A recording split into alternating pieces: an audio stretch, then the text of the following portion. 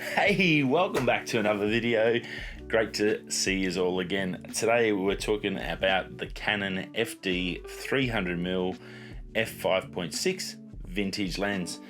Now I got this on eBay, about 80-90 bucks delivered, so a bargain, as you can definitely imagine, for a lens. Fantastic condition from Japan. They're very good at looking after their gear. And she's a beautiful looking lens, nice and light for a 300mm. It's a pretty big lens focal wise, so pretty handy to put in the backpack and go and test it out. And I actually think you'll be pretty impressed with the images that I did get out of it. I had a walk around camp. It was a beautiful afternoon, some clouds in the sky. Yeah, it was really nice. So I thought I'd have a play with this. I think the adapter was probably just about as expensive as the lens. It cost about 80-90 bucks, as I said, and I think the adapter cost me like 40 or 50 bucks to get an FD one, which I didn't have. Yeah, so we're going to get in, have a look at some of these images, see how it is, have a chat about if it's worthwhile trying some of these vintage lenses. 90 bucks, or say, let's say 150 bucks with all the box and dice with the adapter and everything and filters. It's a pretty good deal, I think, and well, let's go check out if it's worthwhile.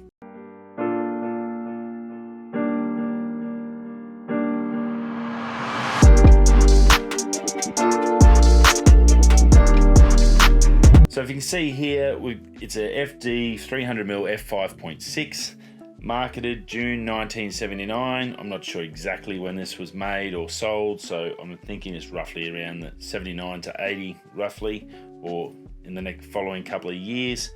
It cost about 47,000 yen when it did release. So, I mean, when it came out, it would have been a fantastic lens for the cameras of that time. It would have been still film then. Everything works, everything's smooth. The glass is pretty cool. It does have a lens hood on it that's built in, so sliding lens, and even that, there's not even any scratch marks at the back of that. It's like it's a brand new lens that was in a box that no one was ever using. So very cool to see one of these kept in such good condition, and I'm going to try and keep it that way as well. Lens constructions, 5 groups, 6 elements, 8 diaphragm blade on it. And actually, when you look at some of the bokeh out of it, it's got a really nice smooth fall off to it. So I actually think it's a really nice lens. 32's minimum aperture. Closest distance is 3 meters, and I did get one photo to try and get close, and 3 meters is pretty accurate. I reckon it wasn't far off that at all. Maximum magnification 0.11. Filter diameter 58, so it's not too small. I've got an adapter ring, so I can take it up to 82 to use filters on it as well. I think I had the Nissi circular polarizer on this, the landscape enhanced one, so that was on there. Maximum diameter length, it's 65 by 198.5 millimeters, and weight 635 grams. And I'm going to test that. It's obviously well made out of metal. Even the lens hood is metal. I'm not sure. It's probably like it's not a solid steel, not like a heavy steel, but it's definitely something that's going to last. And as we know, 1979 roughly, it's doing pretty well for its age. So that's from the Canon Camera Museum. So we'll leave there. We're going to shoot over to Lightroom and have a look at some of these photos. You can see in this one, the sky's a little bit blue. There was clouds around. Obviously in the Pilbara, it's really tricky because we have big blue skies, which is fantastic for astrophotography because it's normally crystal clear. But it also is really tricky as a landscape if you don't get those clouds in the background. I was about either 8 or 11, I think I adjusted from, just sort of swapped between those two during the walk, just to sort of make sure I got enough in detail.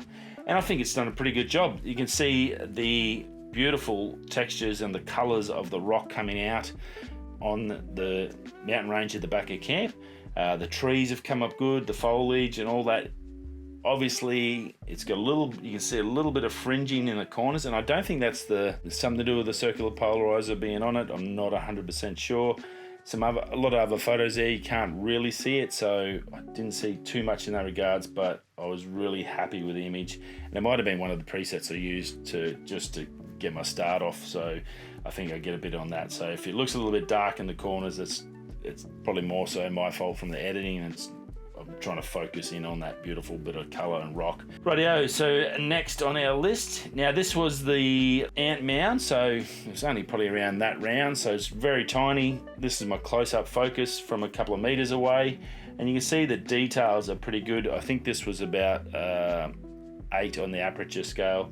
So you can see it's a little bit blurry down on the bottom edges of it, on the corners, but that's obviously because of the aperture. So that focus, but you can see the round the actual mound, it's pretty darn good. If I zoom in there, that's at 100%, go even into 300%. So it like breaks up a little bit at the end if you go right in, and that's pixel peeping at 300%. So it's always, most photos are going to break up there. But you can see it's pretty darn good. Like the images, like you've got to be impressed with that. So come back, and at 100%, I think it's probably a bit of a more of a fairer sort of a zoom. You can see the quality, and you can see that focus where it starts to drop off. And then also you can see sort of what that bokeh looks like too as well once you do get to that sort of background blur and whatever you want to call it, bokeh, blur, fall off. You can see the sort of little texture pieces up the top here. It's sort of got that little swirly to it, and I think actually that's one of the best features of it. I was really impressed by that. So this is just down the walkways of the camp, the dongas. So you can see, I just wanted to show you that background fall off, and I thought it was good to see what it was like with your straight lines. So you can see on your left, the poles there are nice and straight. You get that fall off of the back of the image in the center of the back, that depth of field.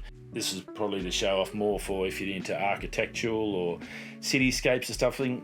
Again, try a vintage, a longer lens, 300mm in a brand new RF lens or even an EF is going to cost you thousands of dollars, if not $15,000, $20,000. Why not, if you want that similar sort of concept, go try vintage. I think it's definitely worth a crack. Again, this one I thought was a good little shot. You obviously got the beautiful colors of this flower, and then a lot of texture, and then you can see over here, it's a really good example of that, what this lens can do for you for that background and that background image and that bokeh or fall off. Or, yeah, I'm going to go with bokeh.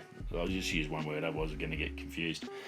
And I think it's really, really pretty, and it's one of those things where vintage lenses like the Super Takumar, the 50mm, which it's probably even better and more, would just, yeah, you've got a really amazing image. Again, this, I'm really, really impressed with the quality of this, and that it's got a beautiful image to it. This was, I thought, a good one for the colors again, to just have a look at the colors.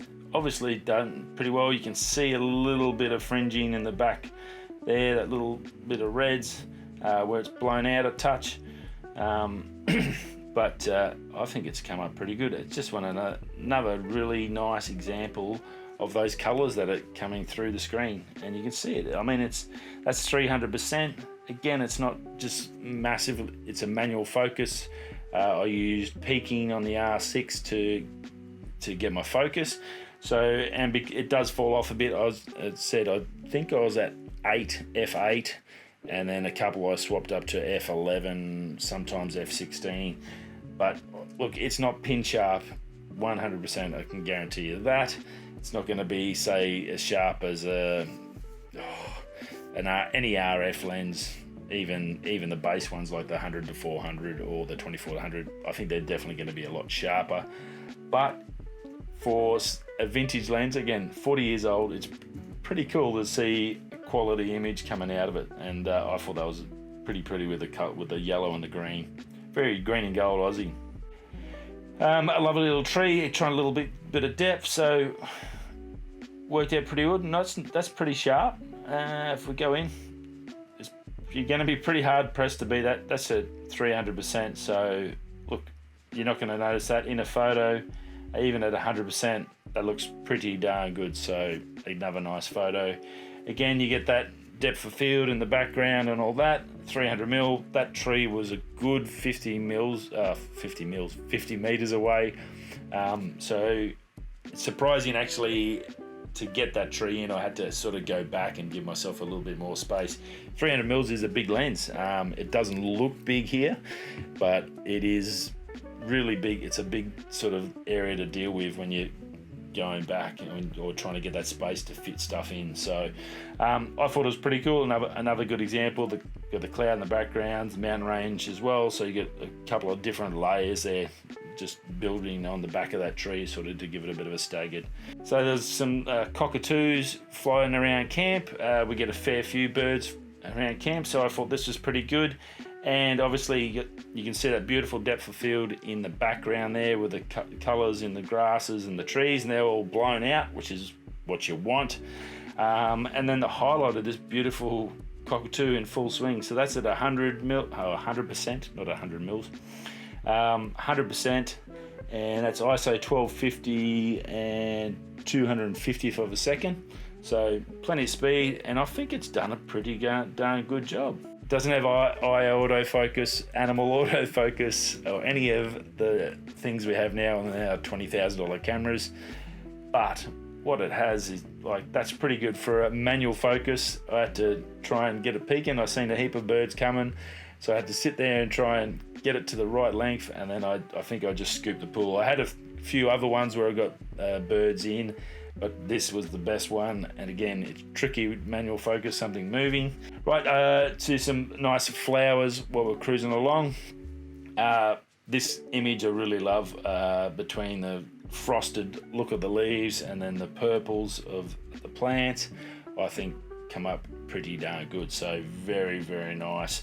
Obviously the whole background's blown out when you get that image in, and then everything's got that enough distance behind it, it just blew it all out. And again, that's why you want that. I think this was down at 5.6 when I shot this one, and even there, like, it's just, you don't get that beautiful swirls or anything, but you definitely get that lovely depth perception in it, and I think it came up pretty good. That's 300, so definitely pixel peeping there, but like, that's pretty darn good for you can see the hairs on the leaves. What more could you ask for? That is a lovely shot. Very happy with that shot, actually. I think that was one of my probably the favorite ones. And there's that little bunch again. This one was good, I thought, because you can see that swirls. That one might have been a little bit higher. That one might have been an F8. Again, because it doesn't come out of the metadata, it's one of those things where I think I've got to learn to write notes with each photo, and so I've got it.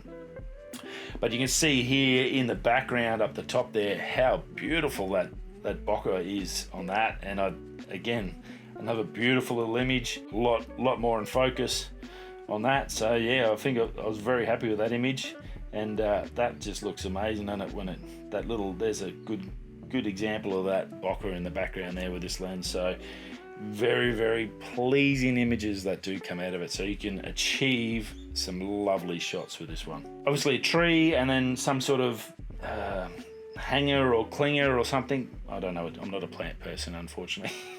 But I think it looked really good. So nice and sharp. You can see all that texture of the bark, and then this vine, I guess you'd call it, maybe some type of vine clinging onto it. I thought it looked pretty cool. I sort of got the edges dark, and I've darkened them off. It falls off, so you can see up here the difference between the bokeh and that falling off. But in here, look, you definitely can't complain about that. That's at 300%. You don't even notice that there, so you can see how far we're going in to sort of break it down a little bit. So it's still pretty darn sharp for something like this. So I'm very happy with that. And another little image. So this is just a walk around camp. Just take it out, put it on, and just went and shot as much as I could, and I'm really stoked with what I got out of it. So, and then over here, good little depth one. So this is the road coming into camp with a range. You can see the difference, and the only problem I had with this, I was running out of time. I had to go to work that evening for night shift. There's no clouds in the sky up here. So if I had clouds up here, this would be a really, really nice shot. And I'm really happy with it because it's got that little vintagey feel to it. It's not a perfect pin sharp image, but it's sort of definitely leading your eye towards those mountains. I just need some clouds up there, and I think that's definitely something I can come back later and if I can get something with some clouds there, it's going to be a really nice shot. If we go right in here, obviously they're right at the background. It's a long way away. They're like 4 or 5 Ks away. but it sort of breaks up a bit, but the power lines aren't too bad. That's again 300. If I come to 100%, they're pretty sharp at 100%, and the background looks pretty good. But it's not really about being pin sharp in an image. It's sort of, I guess, telling you a bit of a story, and having this on, and it did everything I asked of it, and I think the image looks fantastic. And then last but not least is one of the pits. So this is one of the mining pits where they dig iron ore. You can see the difference in the image just by having the clouds up the top. Beautiful image. Trees are all pretty darn good. It's got fantastic depth of field in there. And yeah, look, I'm pretty excited about that and how it's all come up. Canon FD 300 F5.6, 1979, first released. 300 mils for under $100. Some amazing images, I'm sure you'll agree, and definitely worth having a crack if you're thinking about something long, a telephoto, even a wide. There's some great options out there. Definitely go back to the past, bring it back forward, relive it, and yeah, enjoy the moment. It's photography is all about how it makes you feel, and I can tell you, I even thought about during the walk just staying out until sunset and getting that colour, because yeah, I didn't want to go away because I was just having so much fun shooting this. So it was a great afternoon. If you haven't already, subscribe, like. If you've had any fun or success with vintage lenses in the past like I have, give me some info down below. Anything else you want to know, if any way I can help you or point you in the right direction, I will. Always happy to help, and always learning, so it's always good to try something new. Radio, stay safe, and I'll see you next Sunday. Peace.